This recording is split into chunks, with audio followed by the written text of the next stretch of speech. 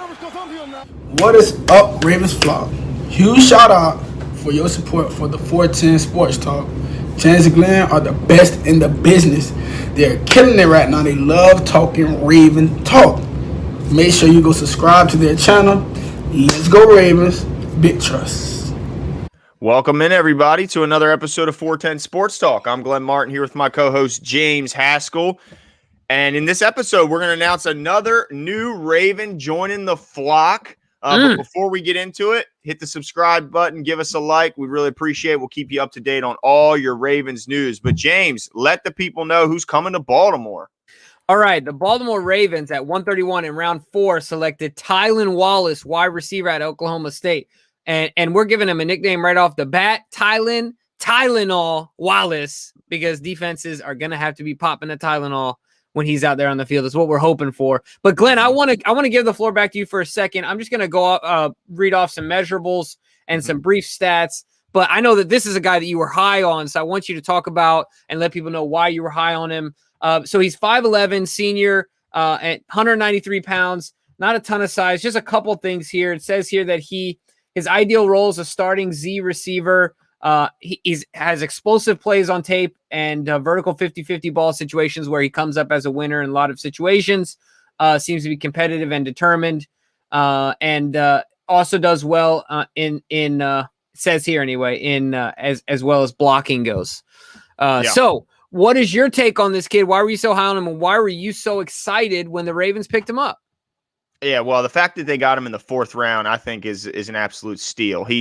First of all, he fits a lot of what the Ravens need. He's an outside receiver. I rarely, if ever, saw him in the slot. Just to give you a reference, I watched the West Virginia game, Oklahoma game, Texas Tech, and Texas in 2019. So yeah, he's an outside guy, which is what the Ravens need, because now they have Rashad Bateman, who's an inside or an outside guy, can do it all. And then they have Hollywood, Duvernay, who most people think they're more suited for the inside, as well as Prochet. So he definitely fills a need. Then I saw this guy makes contested catches look easy. I mean, he's got snatchability, Jimbo. He's got it, and he's got a lot of it. Yeah, the boy. I mean, this guy can high point a ball and make those tough contested catches. I mean, it was fun watching him go up and just snatch balls away from defenders. It was exciting to see. Another thing, he just doesn't drop the ball. I think he had, I saw it somewhere. Let me see if I can pull it back up. He had like a 1.8% drop rate, which is just, I mean, absolutely insane. But let me just pull back my notes. He's physical with the ball in his hands. It's funny because when we were talking about Rashad Bateman, they're both good at yak, but they do it in different ways. I think Tylan does it more in a just physical strength. I mean, he'll stiff arm you. He'll break those arm tackles. He'll run through those soft, those defenders that really aren't committing to that tackle, making business decisions out there. He'll go after them. They got him the ball on screens, slants, end arounds, any way they could get him the ball just to go watch him break some tackles. I thought he does a real nice job at the line of scrimmage, has good burst off the line, uses his hands well. I like him as a blocker too, Jimbo. I mean, this guy, we talked about Bateman needing to develop as a blocker and work on that. Well, I think Tylan will be just fine there. I think you mentioned calling him Tylenol. Well, them DBs are going to need some Tylenol when he's done putting them on their backside. I don't think he's a bad route runner, but he's not super explosive in and out, which doesn't lead always to a ton of separation, which is why we saw so many contested catches. And I thought he did a real nice job tracking and adjusting to the deep ball. He's only 5'11", right? But he doesn't play 5'11". He plays way bigger than that 5'11". Kind of like how we talked about Bateman, who's only just over 6 foot, but plays bigger. Same with this guy. He's 5'11", 193. But like I said, he'll go up and get the ball. He's super competitive. I love that about him. I mean, half of being a great athlete, I think, Jimbo, is just being so darn competitive. I mean, just not willing to take no for an answer.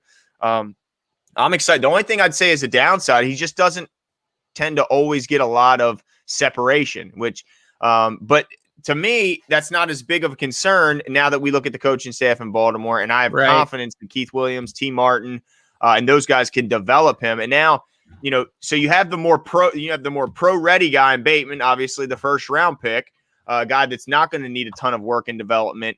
In the route running portion of his game. I think he does need a little bit on his releases. But if they can get Tylan, they can get him on the practice field, get him working. Man, this guy could be real special and just another weapon in this offense. Yeah, and one other thing I want to mention, you talk about the route running. One of the things that I'm hopeful of, if you go back, and I didn't watch a ton of his tape, admittedly, but I did watch some of it. And one of the things I know about OK State is that their route schemes, the scheme in general, is pretty rigid. Mm-hmm. And so there's a chance that while his tape might not show how good of a route runner he is, he might be better than what is being perceived as his abilities to run routes. So it might be a pleasant surprise for the Ravens, right? When he gets out there and they open it up for him a little bit. And not that our offense isn't Tampa Bay or Kansas City, but as far as, passing scheme, but, giving him a little bit more leeway, who knows, we might see him turn out to be even more polished than we think. So that's definitely going to be interesting. And this is funny to me because I tell you what they did with this pick. They put them boys on the roster on notice. Mm-hmm. Miles Boykin on notice. I can't believe year 2, but James Prochet on notice. Like I know that sounds crazy, but we can only carry so many guys. So these 2 draft picks included, with the 5 guys we already got on the roster, that's 7 people. That's 7 wide receivers. I mean, have we ever kept 7 wide receivers? I can't recall. No. Right. And I think you were going to say it, but that doesn't even include that doesn't include Victor Kane and Ben Victor and Ben Deion Victor Kane. And Deion Kane. I combine them together. Yeah. They'd probably make the team if they were one guy. Yeah. But so I mean, that's what, 9 guys competing for 6 spots at most. At most, yeah. And I think this year they will keep 6. I think in years past they have shown that they will keep 5, and they'll go heavy in the running back room or the tight end room or DB room. They'll use that extra spot. But this year, I mean, I'm shocked at the fact that they have 7 perceived locks. From just judging by what they've done in the past. Mm-hmm. But man, Miles Boykin's got to be nervous because you're talking about one of the only guys who, was the consistent outside guy. Now you bring in Wallace, you bring in Bateman, who can, do both. He's got to be thinking, man, I got to come in and I gotta win me a job because I could be on my way out. And the thing about Tylan Wallace, I think if he doesn't tear his ACL in 2019, I think he's a first round pick. He was good every single season. Yep. In college. I mean, as a sophomore, I mean, if you look at any year, he was phenomenal. And he was the offensive player. He shared the Offensive Player of the Year award for Oklahoma State, and he shared it with one of your favorites, Mr. Tevin Jenkins. That's right. So if you're up there with that guy after watching his tape, that guy was extremely impressive. So, yeah, I mean, big play threat, just super physical. I love that part about his game, the physicality with his strong hands. So, yeah, I'm excited to see, what the Ravens do with him. But now I'm going to throw some gasoline on the fire here really quickly. And I don't know if it means anything, but let's see. Lamar Jackson tweeted out, and it was picked up by Overtime. He tweeted at Primetime Jet, Devin Duvernay, James Prochet, and Mark Andrews. And he said, with my OGs already, I can't wait. That was interesting. Who did he not mention? And so he didn't mention Miles Boykin. Not a good look. Not a good look. And then after that, Hollywood tweeted out, in response to that, he retweeted, "We're going up." Oh, he also didn't tweet Sammy Watkins. Okay. But he doesn't have a relationship with him yet. So he said, "We're going up at Sammy Watkins, Rashad Bateman, and Tylan Wallace." That was retweeting back. So that was Hollywood Brown. Right. But anyway, I don't know if it means anything, if it means everything. I don't know. You know what I mean? But I think you do know. You just can't believe it because it's out of the norm for them. But I think Miles Boykin is really going to have a tough time making this roster. I know he's a recent mid-round pick, mid to high even, but yeah. I mean, even if you don't buy into the futures, he's still going to have to beat out one of the other guys because they're not keeping 7. So if he makes the roster, what are you going to cut Prochet? I mean, I think Prochet brings you more as a versatile player because, what if Duvernay goes down? Who's your punt returner? Right. Now you got Prochet. What other boxes does Boykin check?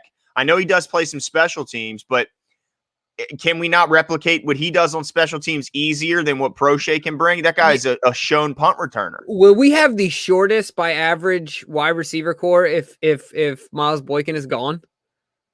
I mean, Might be. Sammy Watkins Bateman might would be the our tallest guy. Well, how tall is Sammy? I think Sammy is 6'2". Oh, 6'1". I think he's 6'1". Hold on. So yeah, that would be the tallest.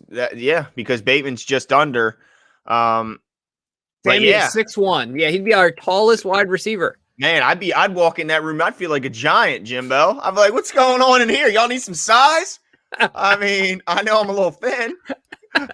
I know I'm a little lacking in the physical definition, but I got some height. I got You're some in there height. like, Lamar, throw me the ball. Just throw it up. That's all I need you to do. But I mean, I'm just super pumped that they got this guy late. I'm hopeful that this kind of quiets the unhappy, minority of fans that are just like, man, we need to build around Lamar. We need to get him weapons. Well, this certainly did that with Bateman and now Tylan Wallace. Eric DaCosta is going to keep on swinging.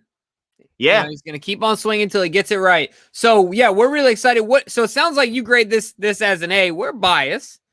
I mean, we're biased. We're fans, but this is a home run. I mean, this guy is. I mean, wait till the Ravens fans are going to love this guy. His physicality, his competitiveness is going to be something that fans fall in love with.